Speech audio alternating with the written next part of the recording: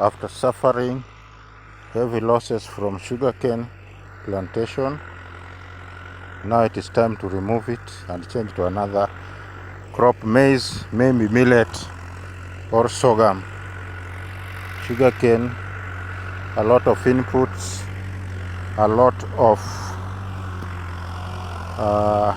of expenses, and the company is really deducting more than half of what they pay you. They deduct for their services.